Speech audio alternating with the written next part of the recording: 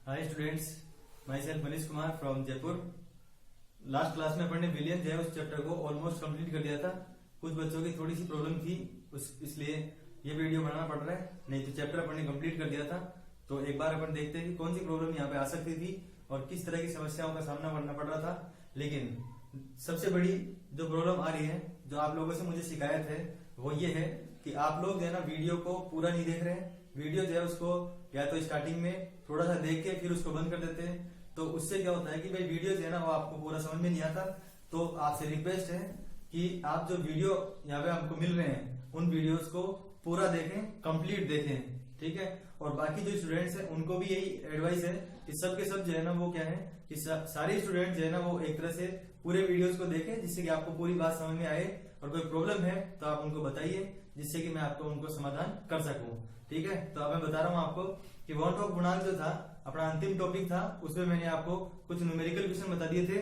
उसके बाद में अपनी जो बात आती है वो आती है कि जो न्यूमेरिकल क्वेश्चन थे उनके लिए मैंने देखो एक बार रिवाइज कर देता हूँ। मैं ये फॉर्मूला बताया था कि अगर अल्फा को वियोजन की मात्रा मानते हैं, इसको अल्फा को वियोजन की मात्रा मानते हैं, तो इसका मान जो है वो इसमें आई का मान जो है वो 1 से ज्यादा था।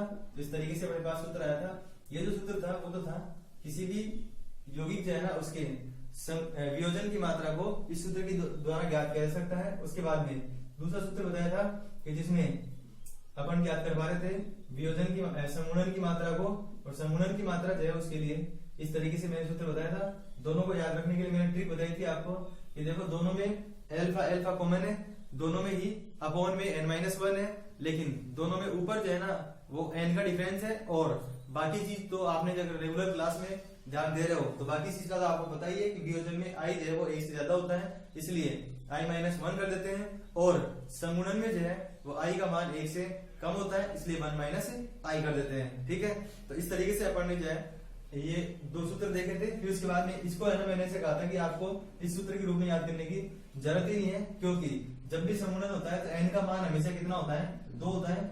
और कार्बोक्सिलिक अम्लों के लिए कहा था ऐसा, इसका मतलब क्या हुआ कि जहाँ पे भी n है वहां पे क्या रख देंगे 2। तो इस तरीके से अपने पास सूत्र आ जाएगा। अपॉन में क्या आ जाएगा 2 - 1, तो क्या बचेगा 1 बचेगा। तो नीचे वाले सूत्र का कोई इंपॉर्टेंस ही नहीं है, तो इसको अपन ऐसे लिख सकते थे अल्फा बराबर 2, इसको गुणा कर दो इससे, तो 2 × 2i। तो ये सूत्र अपने पास हो गया था। इसको आप डायरेक्ट भी याद रख सकते हैं कि किसी भी अणु जो है ना उसमें संगुणन की मात्रा ज्ञात करनी है तो आपको केवल क्या ज्ञात करना है, उसके अंदर वन टॉप गुणांक, ठीक है। अब वन टॉप गुणांक अपन कैसे ज्ञात करते हैं, तो एक न्यूमेरिकल करवाया था, उसमें आपको बताया गया था कि जो आई का मान ज्ञात करते हैं अपन, उसके लिए अणुसंख्यक गुणों की सहायता से अपन ने पहले विलय का अणुभार ज्ञात किया था। और विलय का अणुभार ज्ञात करने के बाद जो सामान्य आणविक द्रव्यमान होता है, सामान्य जो था उसको तो ऊपर रख देते हैं और असामान्य को नीचे रख देते हैं। इसका भी कारण मैंने आपको बता दिया था कि जो अपने पास अणुसंख्य गुण थे वो सभी अणुसंख्य गुण विलय के अणुभार के क्या होते हैं, व्युत्क्रमानुपाती होते हैं। इसलिए इसमें जो है ना विपरीत हो गया था, तो यहाँ से आप आई का मान यहाँ पर रख सकते हैं बिल्कुल सामान्य तरीके से, ठीक है। ऐसे इसमें क्या बताया था, ये जो n है n वो यहाँ पर था आयनों की संख्या, क्या था आयनों की संख्या। अगर मान लो इसी तरीके से n बराबर कितना आ जाए 2, तो n बराबर 2 आ जाए तो अल्फा बराबर क्या हो जाएगा, ये जो है इसी तो खत्म हो जाएगा, यहाँ पे क्या बचेगा i-1, ठीक है। तो i का मान जो है वो अगर अणुभार ज्ञात किया होगा आपने तो इस तरीके से अणुभार ज्ञात करने के बाद यहाँ पे रख दोगे और ये ज्ञात हो जाएगा। इसके अलावा जैसे ये तो किसके लिए हो गया, जिसमें आयन कितने बन रहे हो, जिसमें 2 आयन बन रहे होंगे, कितने आयन बन रहे होंगे 2 आयन, तो उसमें वियोजन की मात्रा का सूत्र अपने पास ये हो जाएगा, क्योंकि यहाँ पर ऊपर तो n है ही नहीं, बस यहीं पे है केवल n, तो यहाँ पे 2 रख देंगे। इसी प्रकार अगर आयनों की संख्या कितनी होती, 3 होते आयन, कितने होते आयन 3 होते, तो अल्फा बराबर क्या आ जाता i-1 तो है ही, अपॉन में क्या जाता 3 - 1 करेंगे तो क्या आ जाएगा 2। इसका मतलब क्या हुआ कि सूत्र जो है ना वो क्या आ जाएगा 2 अल्फा बराबर i-1, तो ये सूत्र आ जाएगा अपने पास। या फिर आपको आई का मान दे रखा होगा, इसी तरीके से आई का मान ज्ञात करने के बाद इसको क्या कर देंगे, आधा कर देंगे। इसका मतलब ये हुआ कि आई जो है ना उसमें कितनी कमी हो रखी है वो, और जो अपने पास 2 आ रखा है आयन की वजह से, तो वो इस तरीके से हो गया। तो इस तरीके से अपन जो है किसी भी रूप में इनको बदल सकते हैं। डायरेक्ट जो ट्रिक हुई है अपने पास वो यही हुई कि संगुणन की मात्रा के लिए आप हमेशा सूत्र याद रखो, अल्फा बराबर 2 - 2i, और i का मान ज्ञात करने के लिए बता दिया।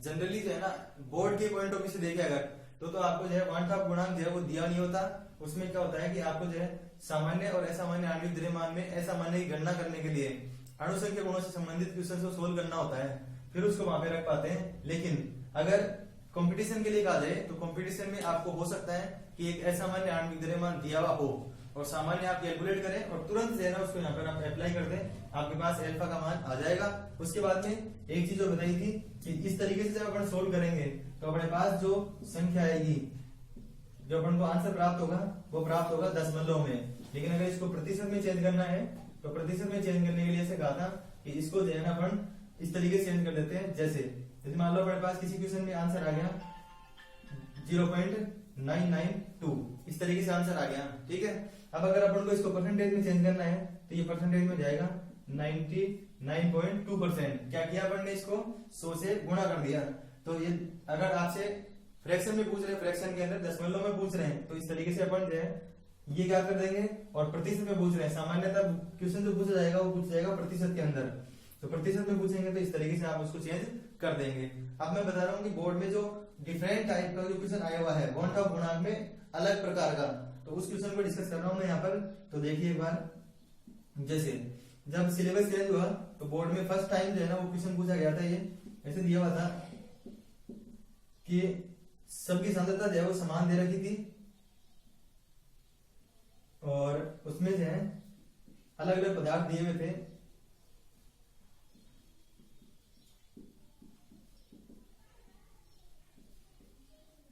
ऐसे तो देखो कौन कौन से पदार्थ दिए हुए, क्वेश्चन क्या पूछा गया था, ऐसे लिखा हुआ था 0.1 कैपिटल M KCl, मतलब 0.1 मोलरता का KCl विलयन हुआ। ऐसे 0.1 मोलरता का BaCl2 विलयन है और 0.1 मोलरता का क्या है यहाँ पर सुक्रोज विलयन है। और लास्ट का अपने पास है 0.1 मोलरता का AlCl3 का विलयन। अब देखते हैं इसमें क्वेश्चन क्या पूछा गया था। तो इसमें क्वेश्चन पूछा गया था कि जो है ना इन यौगिकों को इनके बढ़ते हुए वॉन टॉप गुणांक के क्रम में लिखिए, मतलब जो वॉन टॉप गुणांक होता है ना उसके क्रम में इनको लिखना था। उसके लिए देखो क्या करना था कि वॉन टॉप गुणांक क्या था, वॉन टॉप गुणांक था अणुसंख्या गुणों का प्रेक्षित और सैद्धांतिक मान का अनुपात। अणुसंख्या जो गुण थे उनके प्रेक्षित और सैद्धांतिक गुणों का अनुपात था ये, तो इसलिए अपन कह सकते हैं कि ये अणुसंख्या गुणों के प्रेक्षित मान के समानुपाती होता है। कौन से वाले मानों के, प्रेक्षित मान के। इसका मतलब जिस प्रकार अणुसंख्या गुणों में परिवर्तन होता है उसी प्रकार किसमें परिवर्तन होता है, ये जो आई होता है उसके अंदर, ठीक है। तो अपन यहाँ पर समझने की कोशिश करते हैं इसको। तो अणुसंख्या गुण क्या थे, जो अणुओं की संख्या पर निर्भर करे, लेकिन अणु सामान्यतः क्या देंगे अपन को समान, और समान अणु देने पर अपन को क्या देखना होगा, आयन। तो देखो यहाँ पर KCl का एक अणु है, BaCl2 का भी एक अणु है, शर्करा का भी एक अणु है और AlCl3 का भी अणु एक ही है। इसका मतलब अणु से निष्कर्ष नहीं आएगा, निष्कर्ष किससे आएगा, आयन से। तो देखो इसमें K कितने, एक, और Cl भी एक, इसका मतलब इसमें आयन कितने बने, 2। ऐसे ही BaCl2 में देखेंगे तो Ba एक है और Cl 2 है, तो कितने आयन बन गए, 3। इसके लिए बोलेंगे तो ये सहसंयोजक यौगिक है, इसमें कोई आयन नहीं बनेगा। और स्टूडेंट से सबसे ज्यादा गलती होती है ना वो इसी में होती है। वो क्या करता है कि जैसे अपन ने यहाँ पे एक K और एक Cl को गिन के 2 लिख दिया, ऐसे ही Ba और Cl को गिन के 3 लिख दिया, यहाँ पर Al और Cl को गिन के 4 लिख दिया। तो स्टूडेंट क्या करता है, ये जो जितने भी कार्बन, हाइड्रोजन और ऑक्सीजन है ना उनको सबको सम्मिलित रूप से भाई इसको जोड़ देगा वो, और जोड़ने के बाद जो है यहाँ पर इनको जोड़ने के बाद जो है वो से बोलेगा कि सबसे ज्यादा आयनों की संख्या जो है इसके अंदर आ गई।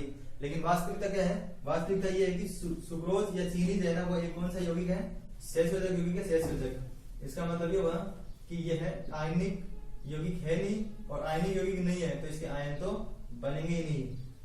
क्लियर समझना इस चीज को, इसी में कंफ्यूजन होता है। सभी स्टूडेंट जो है वो इसी को जो है ज्यादा बता के आते हैं वन टॉप गुणांक के अंदर, जबकि गलत है ये। क्योंकि ये जो KCl, BaCl2 और AlCl3 है ये तो क्या कर सकते हैं, आयन बना सकते हैं। लेकिन जो शर्करा है या इसी प्रकार ग्लूकोज, मतलब कार्बनिक जो यौगिक होते हैं वो सामान्यतः आयन बनाते नहीं है, क्योंकि उनकी प्रकृति कौन सी होती है, सहसंयोजक।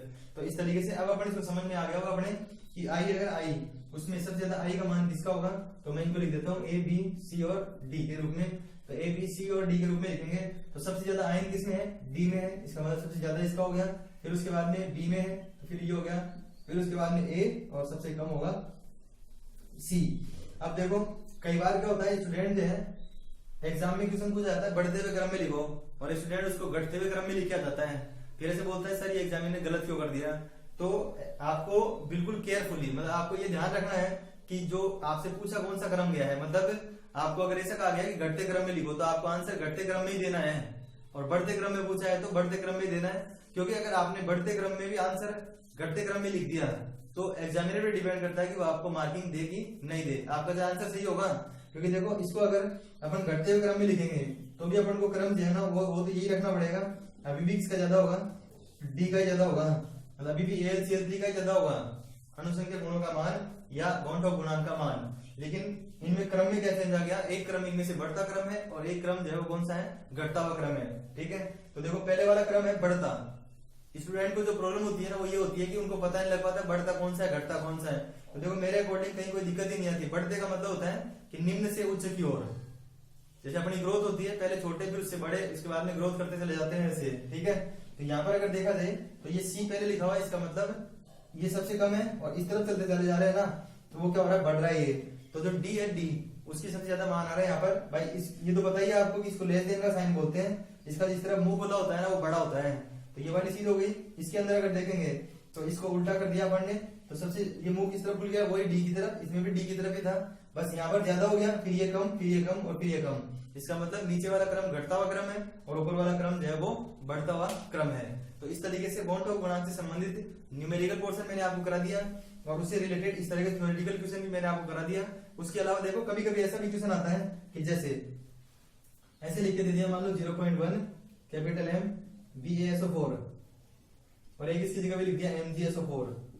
अब आप सोच रहे होंगे कि दोनों में तो आयन तो बराबर हो गए, दोनों में आयन बराबर हो गए, तो इसमें अपन कौन सा नियम लगाएंगे। तो फिर अपने पास इसमें नियम जो बचा है वो कौन सा बचा है, नियम बचा है यहाँ पर वो है कि अगर अणुओं की संख्या और आयनों की संख्या बराबर हो तो अणुभार देखते हैं और सभी अणुसंख्या गुण विलय के अणुभार के व्युत्क्रमानुपाती होते हैं। इसलिए जिसका अणुभार कम होगा, जिसका अणुभार कम होगा उसके अणुसंख्या गुण क्या होंगे, ज्यादा, और अणुसंख्या गुण ज्यादा होंगे तो आई का मान ज्यादा होगा। तो देखो अब आप सोच रहे होंगे कि हम कैसे अणुभार निकाले, तो देखो जो कॉमन है उसको हटा दो, तो इसमें SO4 इसमें भी SO4, आपको गिनती नहीं करनी है कि कितना अणुभार किसका है, कोई नहीं पूछेगा आपसे ये। तो SO4 कॉमन है, इसका मतलब उसको हटा दो। उसके बाद में यहाँ पर B है और यहाँ पर Mg है। तो अगर तुम्हें इतना पता हो कि इन दोनों में से आवर्त सारणी में पहले कौन आता है तो आपका आंसर आ गया। तो मैग्नीशियम बहुत पहले आ जाता है, बेरियम सबसे लास्ट में आता है, 88 नंबर पे आता है, ये 12 नंबर पे आता है। इसका मतलब क्या हुआ कि जिसका परमाणु क्रमांक कम है उसी का परमाणु द्रव्यमान भी क्या होगा, कम होगा। तो अगर ये दोनों दे रखे हैं तो आप जो आंसर देंगे वो ये देंगे कि इसका जो अणुसंख्या गुण है उसके मान ज्यादा होंगे और अणुसंख्या गुणों के मान ज्यादा होने की वजह से इसी के आई का मान क्या होगा, ज्यादा होगा। तो इस तरीके से अपन ने जो चैप्टर है उसको पूरा समझ लिया है, कहीं भी कोई प्रॉब्लम नहीं आने वाली है आपको। तो ये जो है आई का मान अणुसंख्या गुणों पे निर्भर करता है। तो जो क्रम अणुसंख्या गुणों का ही था वही वो सेम टू सेम वो का वही क्रम किसका है, आई का भी है। एक अंतिम चीज और बताया था इसके अंदर, फिर चैप्टर जो है उसको खत्म करेंगे अपन। उसके लिए क्या था कि मैंने क्या बताया था आपको कि जितने भी सूत्र थे, जैसे मान लो परासरण दाब का सूत्र था ये पाई बराबर CRT, उनमें आई से गुणा कर रहे थे अपन ऐसे। तो आई से कब गुणा करते हैं, तो उसके लिए बताया था कि अगर कोई भी यौगिक जो है ना वो जल में घुला हुआ है, मतलब वियोजित हो रहा है या समूहित हो रहा है, तो उस स्थिति में उनको आई से गुणा करना पड़ता है। लेकिन अगर कहीं पे ऐसे लिखा हुआ पूर्णतया वियोजन हो गया, क्या हो गया, पूर्णतया वियोजन, तो पूर्णतया वियोजन होने में आपको ये सूत्र लगाने नहीं है, ये जो सूत्र है ना ये वाले लगाने की जरूरत ही नहीं है। सीधे की सीधे क्या करेंगे अपन, जितने भी आयन होंगे वही आई का मान होगा। जैसे मान लो ऐसे बोल दिया कि CaCl2, क्या बोल दिया, CaCl2 है ना, वो जलीय विलयन में पूर्ण रूप से आयनित होता है, ठीक है, या वियोजित होता है, वियोजित। तो अपन को ये नहीं सोचना कि यहाँ पे अपन को मान रखेंगे वो करेंगे, ऐसा कुछ नहीं करने की जरूरत है। सीधे सीधे क्या बोल दिया इसने कि पूर्णतः वियोजित हो गया, और पूर्णतः का मतलब क्या होता है, 100% वियोजित हो गया, और 100% का मतलब है जितने आयन उसके अंदर होंगे उनके हिसाब से आप आई का मान यहाँ पर रख देंगे। अब भी अगर आपको किसी भी तरह की कोई दिक्कत है, कोई समस्या है, मतलब कोई प्रॉब्लम आ रही है कहीं पे भी, तो आप जो है ना बिल्कुल सीरियसली होके बिल्कुल सीरियस हो जाइए अब, क्योंकि अब टाइम नहीं बचा आपके पास। और जैसे कि मैंने प्रॉमिस किया था आपको जो है सिलेबस में कंप्लीट कराऊंगा, लेकिन आप लोगों को सपोर्ट की बहुत ज्यादा रिक्वायरमेंट रहेगी, तो आप जो है पूरा सपोर्ट कीजिए। और मैंने जहां तक कोशिश है मैंने हर चीज आपको इसमें कंप्लीट करा दी है। फिर भी अगर किसी स्टूडेंट को प्रॉब्लम है कि सर हमें नोट्स की दिक्कत आ रही है, या फिर किसी तरह के क्वेश्चन में एक्सप्लेनेशन में दिक्कत आ रही है, किसी भी तरह का कोई डाउट है किसी को, तो वो जरूर जो है ना कमेंट कीजिए, तो मैं आपको जो है उसका आंसर बताने की कोशिश करूंगा और बताऊंगा, और इजी वे में जो है आपको समझ में भी आएगी वो चीज। तो कुछ स्टूडेंट ऐसे हैं, जैसे कुछ न्यूमेरिकल थे जिनके अंदर थोड़ा सा जो अपने पास स्थिरांकों के मान थे उसमें थोड़ी सी प्रॉब्लम हो गई थी। तो स्थिरांक के जो मान है उनमें जो है ऐसा कुछ नहीं होता, आपको यहाँ पर जो चीज सिखाई जा रही है वो सिखाई जा रही है क्वेश्चन को सोल्व करने का मेथड, क्वेश्चन को अपन सोल्व कैसे करेंगे, ये नहीं कि अपने जो है ना वो मान वो का वो फिक्स हो गया, क्योंकि किसी के ग्रामों की मात्रा चेंज कर सकते हैं, किसी का द्रव्यमान चेंज कर सकते हैं, वो उस एग्जामिनर पे डिपेंड करता है। ऐसा नहीं है कि जो क्वेश्चन मैंने यहाँ पे लिख दी है वो का वही एग्जामिनर आपसे पूछ लेगा, वो तो आपकी बहुत बढ़िया किस्मत है तो पूछेगा, लेकिन ये 100% गारंटी है कि आपसे क्वेश्चन जो पूछेगा एग्जामिनर वो जो मैं बता रहा हूँ उसी के अंदर से ही आएगा, कुछ भी क्वेश्चन बाहर से नहीं आएगा। अगर आपको चेक करना है तो पिछले जो 5-4 साल में पेपर आ रखे हैं उनमें दो चैप्टर मैंने आपको करा दिए, उनसे संबंधित आप चेक कर सकते हैं। आपको बिल्कुल ऐसी चीज जो मैं कह रहा हूँ बिल्कुल वैसा ही मिलेगा, और वही ट्रिक्स है ना आपको यहाँ पर अप्लाई करनी पड़ेगी। अब जो है जैसे कि मैं पहले भी कह रहा था, आप ज्यादा से ज्यादा स्टूडेंट तक इनको पहुंचाइए, और अब बिल्कुल सीरियस हो जाइए क्योंकि अब आपके पास टाइम नहीं बचा है। बिल्कुल सीरियस होकर जो है ना आप स्टडी पे फोकस कीजिए, और चैनल को सब्सक्राइब करने के साथ साथ उसके बगल में जो बेल आइकन है उसको जरूर दबाइए, जिससे सबसे पहले आपके पास नोटिफिकेशन आए। Thanks for watching.